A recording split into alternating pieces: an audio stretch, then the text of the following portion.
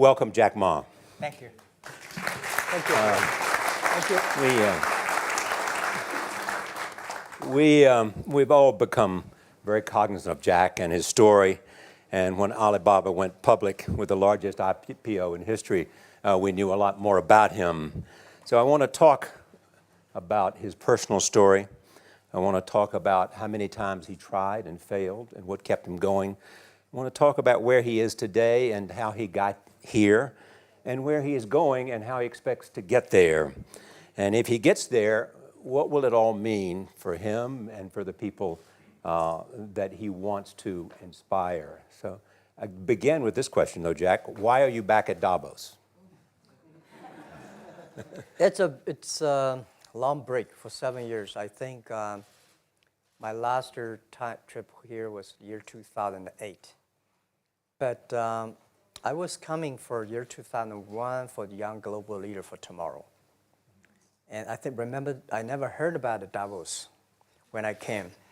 But when I came, in the Switzerland, so many young people demonstrate. It was such a horrible thing that I was, and I asked them, why did they do it? They say, anti-globalization. And I say, why? Globalization is a great thing. Why people don't like it? And then we come all the way for 2 hours here. There's a machine gun. There's people checking. I say, oh God, is that a forum or is it a prison we're gonna go? Is that? But when I joined the forum at the Young Global Leader, I was thrilled by so many ideas. For the first 3-4 years, I learned what does the globalization mean? What does the corporate citizenship mean? What about social responsibility mean? All these new ideas, and I see so many great leaders talking about leadership, and I benefit a lot.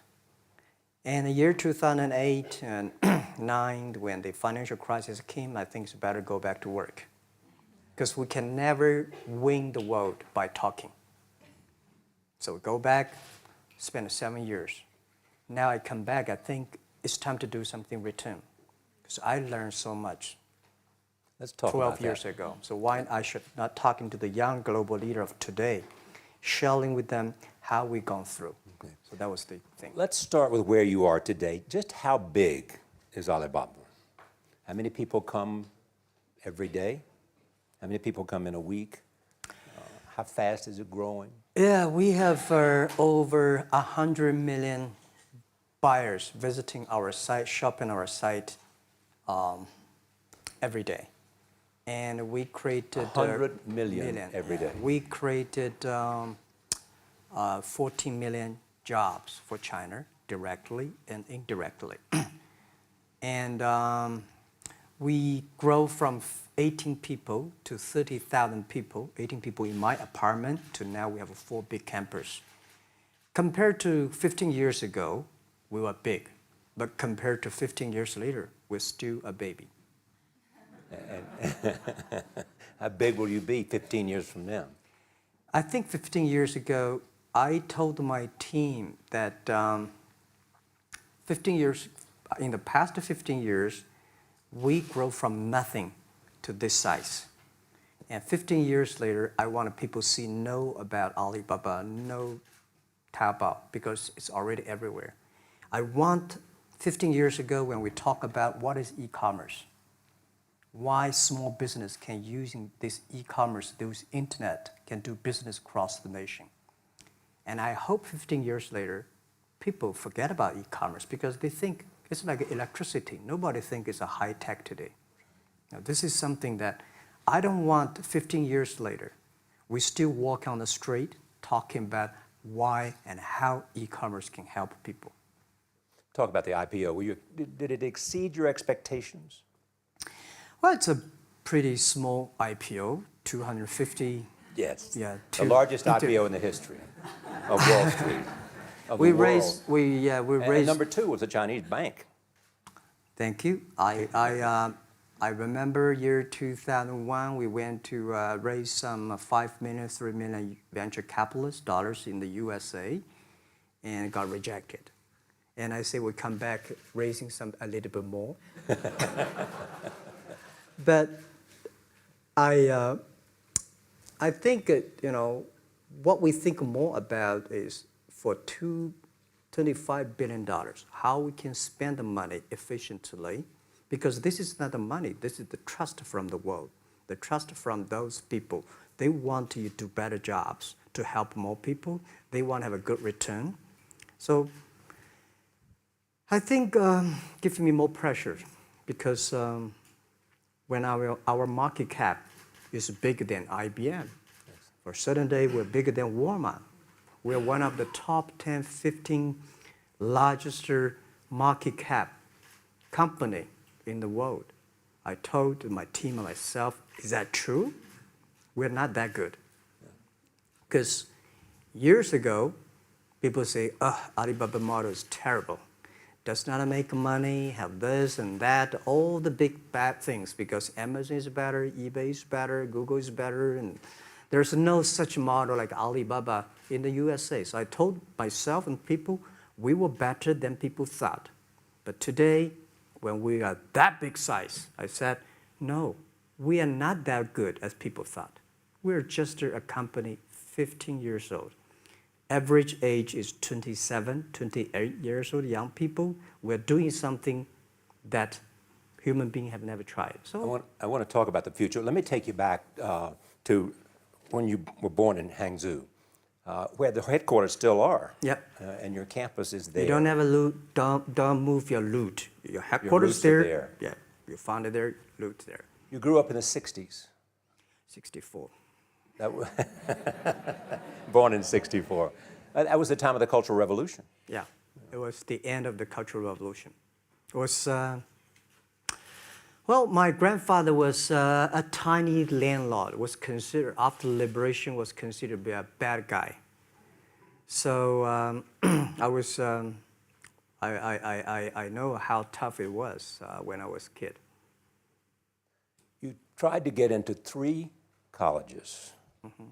Each time they rejected you. No, I tried. There is an examination that young people, if you want to go to university, you have to take the examinations. So I failed 3 times. Right. But a lot of fail. I failed for funny things that I failed a key primary school test for 2 times. And I failed 3 times for the middle schools. And you will never believe in Hangzhou, my city, there's only 1 middle school that lasts only 1 year. It was changed from primary school to middle school because our graduates of our school, no middle school accept us because we were too bad. Yeah. They would become a middle school. What effect did it have, though, being rejected?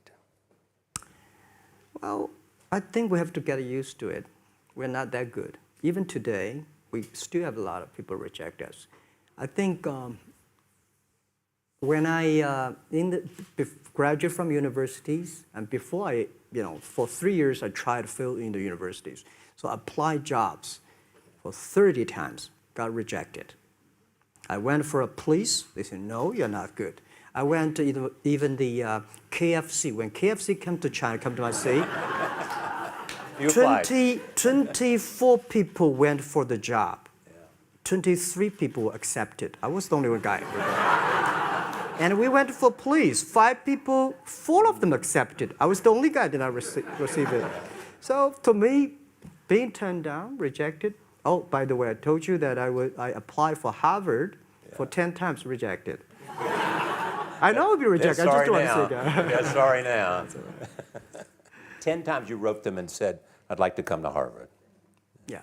And then I told myself, someday I should go teach there, baby. I think that can be arranged. Richard Nixon came to Hangzhou. Yeah. And after that, tourists flooded the place. Yeah. And that's how you learned English. Yeah. I really like I don't know why, at 12, 13 years old, at that time I suddenly fell in love into the language, the English. And there's no place you can learn English at that time. There's no books, English books. So I went to the Hangzhou Hotel, now called Hangzhou Shangri-La Hotel, because that was the hotel can receive the foreign visitors. So every morning for 9 years, I showed them around as a free guide, and they taught me English. And I think that changed me. Today, I'm a 100% made in China. I've never got a one-day train outside China. Yeah.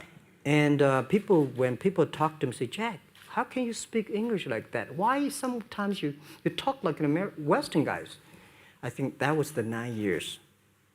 These Western tourists opened my mind because everything they told me are so different from the things I learned from the schools and from my parents. So now I have a habit. Whatever I see, whatever I read, I use my mind. Think about for 2 minutes. Is that how Ma Jun became Jack Ma? Actually, Jack, the name was given by a lady in tennis. She's a tourist. She came here and she said, came to Hangzhou. We become a pen friends. Ma Ring is so difficult to pronounce. So she said, do you have an English name? I said, don't. So can you give me an English name? She said, okay. She said, my father called it Jack. My husband called Jack. What do you think about Jack? I said, good. So I've been using that for that many years. Yeah. First visit to America, 1995? 1995, yeah. I come here for a project helping the local government to building up a highway. And you tried the internet. I tried the internet in Seattle. And in a building called the USA Bank. I don't know whether the USA Bank is still there or not, but it's a building. And my friend opened a small office, which is like only 10% bigger than this room. And there are a lot of computers in there. And he said, Jack, this is internet. I asked, what is internet? He said, search whatever you want. At that time, they used Mosaic, very slow, right? Yeah. And I said, I don't use it. I don't want to type because computer is so expensive in China. If I destroy it, yes, I cannot pay. He said, just to search it. So I searched the first word, beer. I don't know why, because it's easy to spell, baby. And I see beers from Germany, beers from USA, beers from Japan, but there's no beer from China. And I say, okay, type the second word is China. No data. Nothing. And I said, 1995, no data about China. So I talked to my friend, why not make something about China? So we made a small, very ugly looking page called China. It's something like I did a translation agency, we listed on there. It was so shocking. We launched at 9:40 in the morning. 12:30, I got a phone call from my friend. He said, Jack, you got 5 emails. I said, what is email? And they say, these are the things. So people so excited. Where are you? This is the first time I see a Chinese website on that. How can we can we do something together? So I think this is something interesting. So we should do it. Why did you call it Alibaba? Alibaba? Well, when I started, I think internet is global. We should have a global name. And a name that, interesting, like at that time, the best name is Yahoo. Right? So I've been thinking for many days, suddenly thinking Alibaba is a good name. So I happened to be in San Francisco that day. I did have a lunch, and the waitress came. I asked her, do you know about Alibaba? She said, yes. I said, what is Alibaba? She said, Open Sesame. Good. So I went on the street, asked about 10, 20 people. They all know about Alibaba, 40 Thieves, and Open Sesame. And I think this is a good name. And start with A. Whatever you talk about, Alibaba is always top. You have said before that in creating Alibaba, you had to create trust. Yeah. Because people in China were used to face-to-face. Yeah. How did you create trust? I think because we started out doing business on internet. I don't know you, you don't know me. So how can you do things online unless you have trust? So for e-commerce, the most important thing was trust. I think when I first went to USA for raising money, talk to the venture capitalists, a lot of people say, oh, Jack, no. China doing business by the guanxi. How can you do business on internet? And I know that without the trust system, the credit system, it's impossible to do business.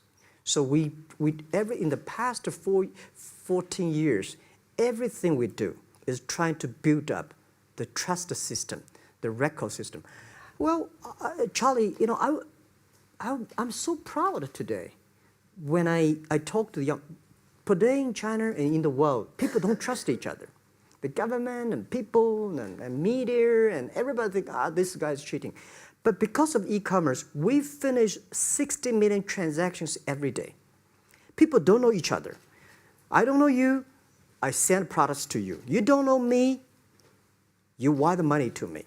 And I don't know you, I give a person a package, I don't know him. He took something to cross the ocean, cross the river, and send. This is the trust. We have at least 60 million trust happening every day. But you created it by creating an escrow account in the beginning. Yep. And so you keep the money until they got the product. Yeah. And then you release the money. That's true. I mean, the escrow service is about Alipay. When I had, this idea, I would love Davos, because it was a big decision. Because for first 3 years, Alibaba is just like e-marketplaces for information. What you have, what I have, we talk a lot of time, but don't do any business. Because there is no payment. I talked to the banks. No banks want to do it. Banks say, no, this thing never work. So I don't know what to do. Because if I start to launch a payment system, it's against the financial legal laws. Because you have to have a license. But if I don't do it, e-commerce will go nowhere. So then I went to Davos. I listened to a leadership discussion. Leadership is about responsibility. And after I listened to that panel, I give a call to my friends, my colleagues in my apartment, say, do it now, immediately. If something wrong, the government not happy about that, if one body has to go to the prison, Jack might go to the prison. Because it is so important for China, for the world, to build up the trust system. And if you did not do it, I said, and do not do it properly, stealing money, money wash, no trust record, I send you to the prison. That was the thing. And people don't like it. So many people I talked to at that time for Alipay, they say, this is the stupidest idea you have ever got. But I say, I don't wear the stupid clever as long as people use it. Now we have 800 million people using this Alipay. Stupid things, if you do it better, is better. Alipay is a privately held thing. It's not part of Alibaba. No, it's a private. Let me private. talk about money for a second. Yeah. You have never gotten money from the Chinese government? No. None. I want it at the beginning, and later I don't want it, because I think if the company always think about picking money from out of the government pockets, that company is rubbish. Think about how can you make money from the customers and market and then help customers succeed. That's our philosophy. No money from Chinese banks? No. No. I at that time I want, and now they want to give me, I don't want it. Yeah. All right. Your relationship with the government. Mm-hmm. Yeah. What's your relationship? I mean, if they didn't, here's what some say, that you have existed in an environment that's not, they have restricted competition for you. And that's a pretty good thing to do for a private company. Yeah. I think the relationship with the government for us is very interesting. For the first 5 years, because I've been working as a part-time jobber for a government organization called Ministry of Foreign Trade, 1997, for 14 months. And I learned that you should never rely on government organization to do e-commerce. And I started a business. I told my people and team, in love with the government, but don't marry them. Respect them. And a lot of people say, well, government officers talking about internet, the censorship and this, that, and they worry about. I think it's the opportunity, it's a responsibility talking to them, tell them how internet can help. So you tell them we create jobs. Oh yeah, I think a lot of people debate and fight against them. And in the first 12 years, anybody come to my office, I sit down talking to them, how we can help economy, how we can create jobs, why China will improve by the internet.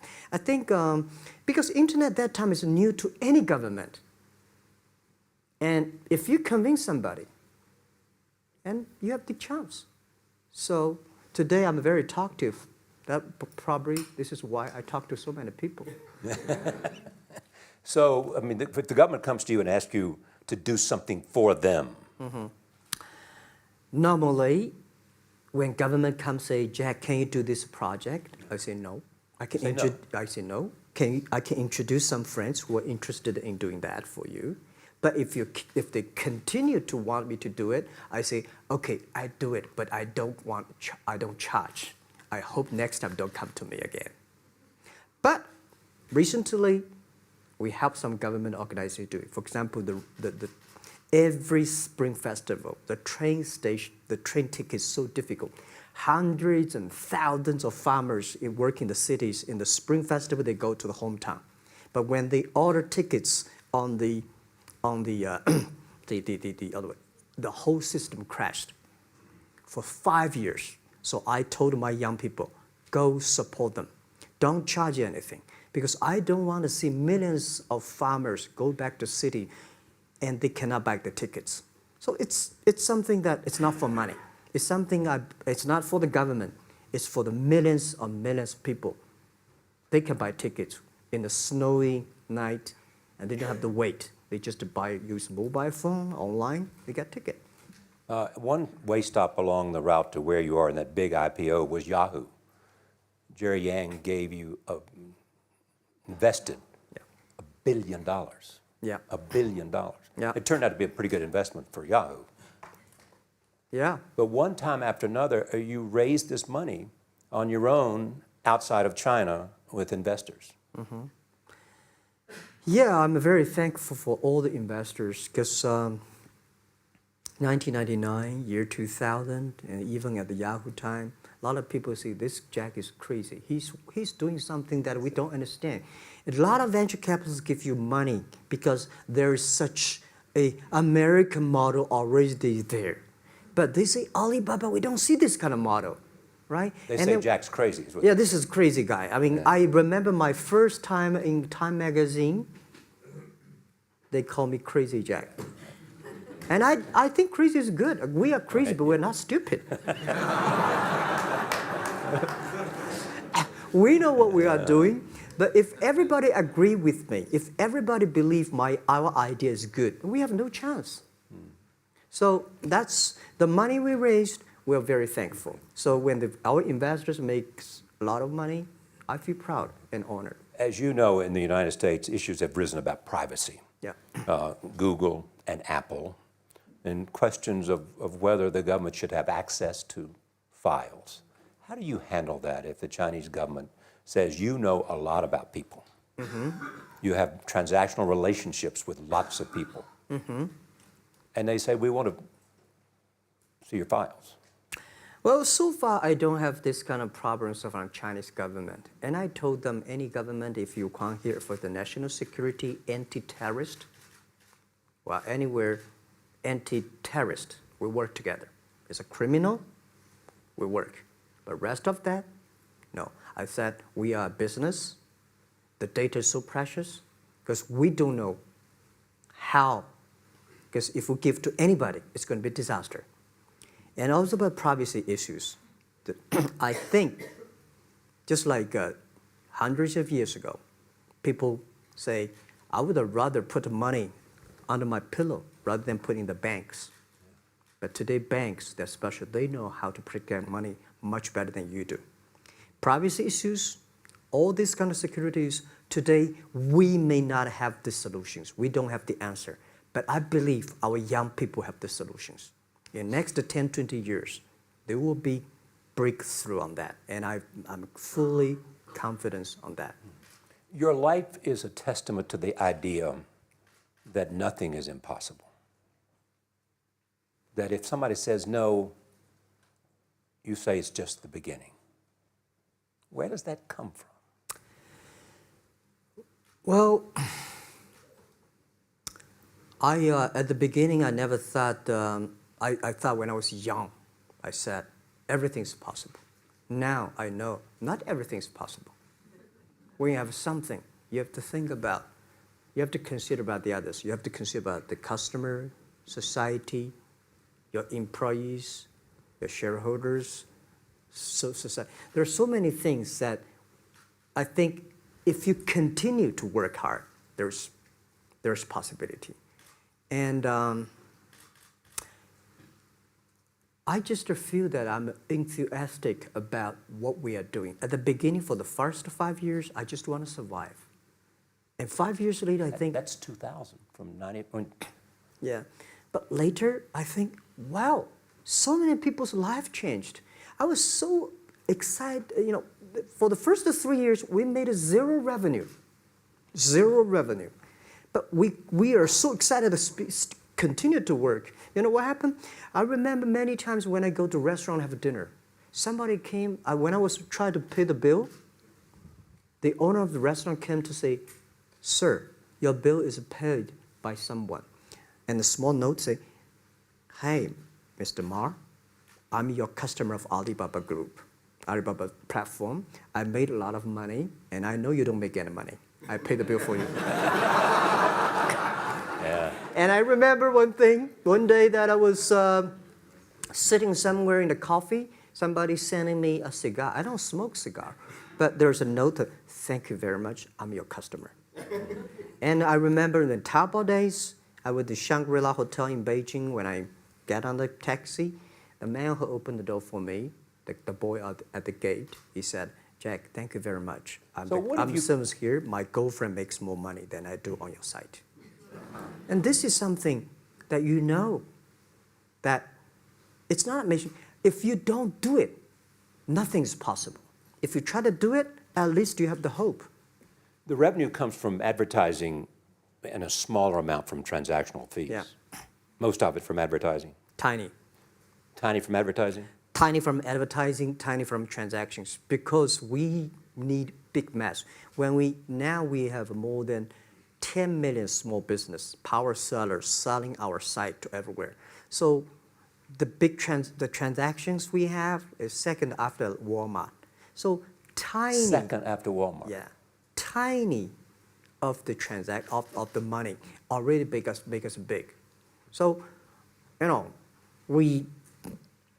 second after Walmart, I remember one of the senior management of Walmart guys came to Hangzhou 5 years ago. He said, "Jack, you know, you do a great job," and blah, blah, blah. So I said, "Maybe in 10 years we'll be bigger than Walmart." He said, "Young man, you have a good hope." So we said, "I make a bet. I think in 10 years we'll be bigger than Walmart on the sales." Because if you want to have 10,000 new customers, you have to build a new warehouse and this, that. For me, 2 servers. What's your market cap versus Walmart today? I don't know, but I don't maybe, either. yeah, some. It's close. I think so. Maybe we should check later. All right. Yeah. So where are you going? What does Jack want? I think because the name for Alibaba, we are internet company, happen to be in China. We have the same spirit and entrepreneur spirit like every great entrepreneurs in the world. And I remember the day when I started Alibaba, we want to have a mission helping small business doing easier. So next step is, today, so many millions of small business using our platform to sell things, and over 300 million consumers buy things from our site. Cheapest, efficient. So what I'm thinking about, how we can make Alibaba a platform for global small business.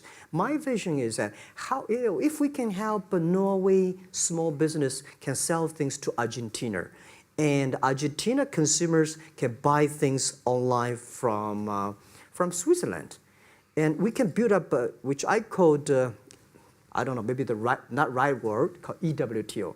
The WTO is great, past century. But WTO helps so many big companies to sell things across the nation. Today, internet can help small business sell things across the oceans, across the nations. And I hope that we can serve 2 billion consumers. 2 billion consumers. 2 billion consumers. We can help 10 million small business outside China. Help them. Outside China. Outside China. Because we help the American farmers in Washington State almost 300 tons of cherries to China last year. Cherries. Before we sell, the ambassador of US came to me and said, Jack, can you help us selling cherries? In China. I said, what cherries and the fruits? He said, why not? I said, why not? Let's try. So that when we start to sell cherries, the cherries still on the trees. So we start a pre-order, 80,000 families order cherries online. So we pick up the cherries and ship into China. Within 48 hours, we sell the cherries. The consumers are so happy. But we got a lot of letters complaint after 3 days. They say, why only 100 tons? Why we should not get more? So we sell, 2 months ago, we helped the Costco. We sold 300 tons of nuts to China. So I'm thinking about if we can sell, we're also selling Alaska seafood to China. So if we can sell seafood, if we can sell the cherries, why we cannot help American and European small business selling things to China consumers? China needs that. So this is what I want to do is that 2 billion consumers, China, Asia, developing nations, how we can let them buy things globally. Alibaba rode with the millions of people that went from poverty to the middle class in China. I mean, you were right there growing as they grew and increased. When you look at the international markets, you're doing well in Russia? Yeah. How well? We do pretty good on Russia, and we do also pretty good in Brazil. In Brazil? Russia, I think now I don't know, we are if not the number one, we're the number 2 or number 3 largest. E-commerce. E-commerce. I remember last year we had a campaign. The campaign is that a lot of Russian girls and boys want to buy things from China. You know how many days a Russian girl placed an order and received the products from China? 2 years ago, 4 months. Even that, people are so happy about all the thing. And last year, the campaign, within 1 week, we crashed the whole logistics system of Russia. All right. You were also seen in Hollywood. Yeah. What are you doing in Hollywood? Well, I like the Hollywood innovation and the digital background. I learned so much about the Hollywood movies, especially the Forrest Gump. You love Forrest Gump. I love Forrest Gump. Well, why do you like him? Simple. Never give up. Never give up. People thinking he's dumb, but he knows what he's doing.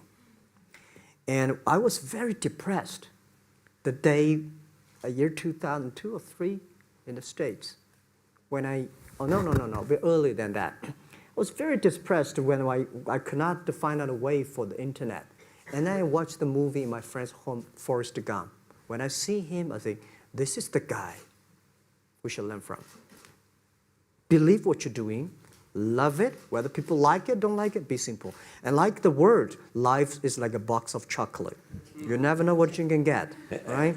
I never know I would be here talking to you and talking to Charlie Rose. I never know. But today I made it. I told my people in my apartment 15 years ago, guys, we have to work hard, not for ourselves. If we can be successful, 80% of the young people in China can be successful. We don't have a rich father, powerful uncle. We don't have $1 from bank, 1 cent from government. Just work as a team. So what do you worry about? I worry about it today. Young people, a lot of young people lose hope, lose vision, and start to complain. Because we also have the same period. Because when it's not a good feeling being rejected by so many people.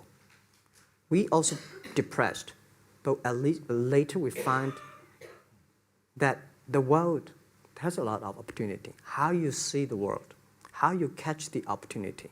So, and the Hollywood gives me a lot of inspiration. You know? But you were out there for business. You were out there because you want to make movies and sell them. I want to make the movie for business-wise. We are e-commerce company. We have a lot of products that need logistic. But movie, TV, these are things you don't need logistic system. And movie probably is the best product that can help Chinese young people to understand. Because one thing I told the Chinese people, my friends, in American movie, all the heroes at the beginning, they look like a bad guy. Terrible things coming, they become a hero. And finally, they all survived. China, if you're a hero, all the hero died. So, because only dead people become the hero. So nobody want to be the hero. So you want to change the Chinese definition of hero? Yeah, I want to say hero. Today we have so many heroes who live in this world. Are you still writing these kung fu novels, or are you just reading them? I read them, and I start to write something. I think it's fun. The kung fu is something you start to think about something that you cannot do. But if you have some luck, if you continue to practice, if you got a good master, if you're a good team, you get expert. So at least to make me, when I'm busy, when I'm tired or frustrated, I read kung fu books. And You also travel with a Tai Chi. Am I saying that right? A trainer.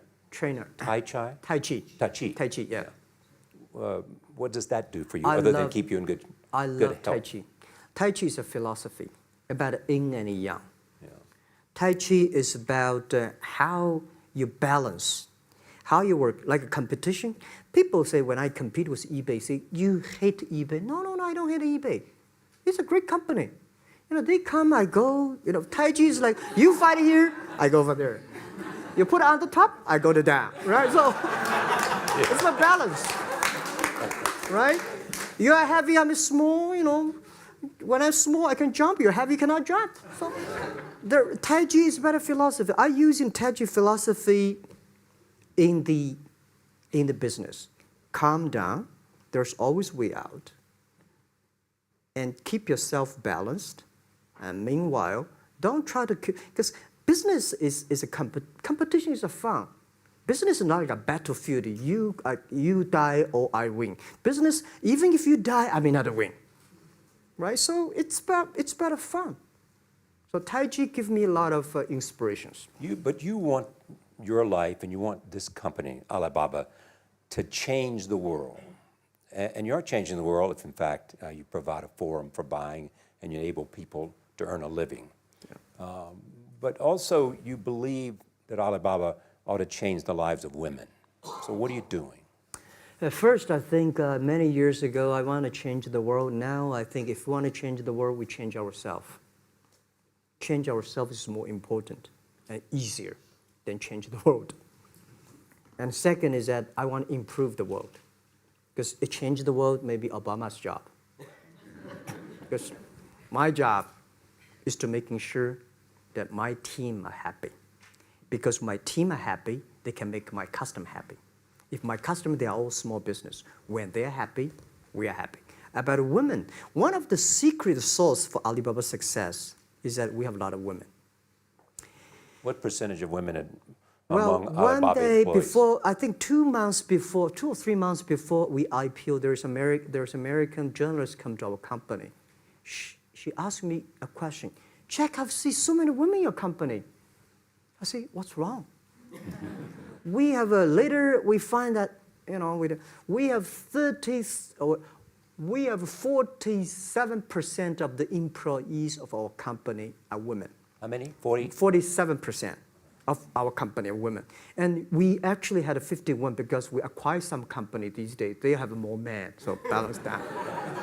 But these are women in top-level positions? 33% of the management are women. And 24% of the senior management, very top level, are women. We have a women CEO, CFO, CPO, Chief People Officer, and we have everywhere. And I think so comfortable to working with them because women, in this world, if you want to win in 21st century, you have to making sure that making other people powerful, empower others, making sure the other people better than you are, then you will be successful. So I find the women, they think about the others more than they think about themselves. Right. Yeah, women think about the kids, husband, parents, much more than the man. And the user-friendliness. A couple of things I want to talk about before we go, because we have less than a couple of minutes. China today, are you worried the economy slowed down? No, I don't worry about it. I think China is doing, it's slowing down is much better than keep on 9%. China today is the second largest economy in the world. It's impossible to keep 9% of the growth. If China still keeps the 9% of the growth of the economy, there must be something wrong. You will never see the blue sky. And you will never see the quality. China should pay attention to the quality of the economy. China should not. So if we have a lot of influence, like Hollywood movies, things, and we have sports and these things in the GDP, will be much better. So I think, just like a human growth, this body can never grow. Certain time, the slow of growth of the body is slow, but you should grow your mind, grow your culture, grow your value, grow your wisdom. I think China is moving to that direction. And you saw Modi in India? Pardon? Did you see Modi in India?